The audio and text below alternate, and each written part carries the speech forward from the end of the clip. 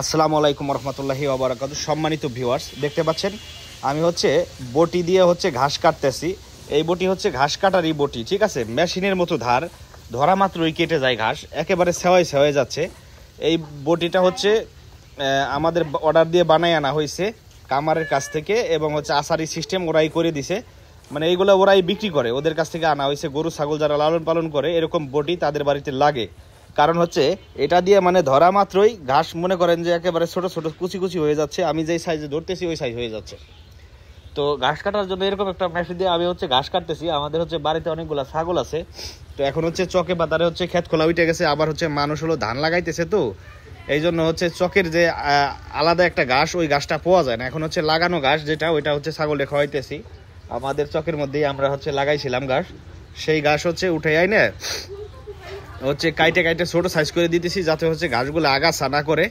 আর বড় বড় করে দিলে ঘাস নষ্ট হয়, ছাগলে ভালোভাবে খাইতে পারে না। ছোট ছোট করে কুচি কুচি করে কাইটে ঝুড়ির মধ্যে যদি দেই খাবার গোড়া, তাহলে ওরা খাবারগুলা নষ্ট করে না। এই জন্য আমি একটু পরিশ্রম হইলেও এই কাজগুলো নিয়মিত করে থাকি।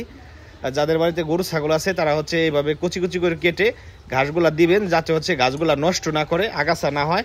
আর এই ঘাস ছাগলকে খাওয়াইলে ছাগল মোটা তাজা হয় এবং ভালো থাকে, স্বাস্থ্য ভালো থাকে, তাড়াতাড়ি গ্রোথ আসে।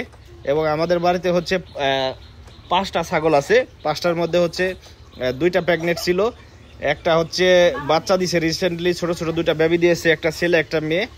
আর একটা বড় ছাগল আছে, ওইটাও প্রেগনেন্ট, ওইটার 3টা বাচ্চা দিছিল একসাথে। ওই 3টা দিয়ে মোট হলো 5টা। আর ওই বাচ্চা 2টা, নতুন 2টা নিলে 7টা, কিন্তু নতুন 2টা বাদেই ধরছি, নতুন 2টা তোরা ঘাস খাইতে পারে না। দেখেন, পরিশ্রম সৌভাগ্যের পরিস্থিতি, পরিশ্রম করতে হবে। পরিশ্রম ছাড়া কোনো জাতি উন্নতি লাভ করতে পারে না। তাই ছাগল লালন পালন করি সংসারের বাড়তি চাহিদার জন্য, যে দিন আনি দিন খাই, মনে করেন যে ইনকাম করি, ওই টাকা পয়সা খরচ হয়ে যায়। আর গরু ছাগল হাঁস মুরগি এইগুলার টাকাগুলা সেভ হিসেবে থেকে যায়। সেই জন্য আমি বলবো যাদের বাসা আসলে গ্রামে, তারা সাংসারিক জীবনে অন্যান্য কাজের পাশাপাশি আপনারা বাড়িতে গরু ছাগল হাঁস মুরগি লালন পালন করবেন।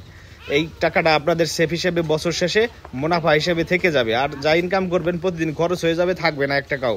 তো আশা করি ভিডিওটি ভালো লাগবে। চলেন এখন ছাগলটা খাইতে দিব, দেখাই আমরা ছাগলটা কিভাবে খাইতে দেই। সরাসরি আপনারা দেখতে থাকুন।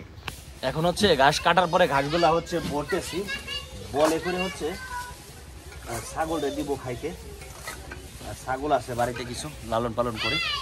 এই যে দেখেন, বল নিয়ে যাচ্ছি ছাগলটা দেওয়ার জন্য। 2টারে একটা বলে দিব। এই 2টা বলে একটারে 2টা বলে দিয়ে দিলাম, 2টার একটা বলে। অনেক সুন্দর করে ওরা খাইতেছে। আরও ছাগল আছে, ওদেরকেও দিতে হবে খাবার। দেখেন, ঘাস না খাইলে আসলে ভেবায় দিন ভরে। ছাগল তো প্রচুর ভেবাইলে বিরক্ত লাগে, তখন ভাল লাগে না।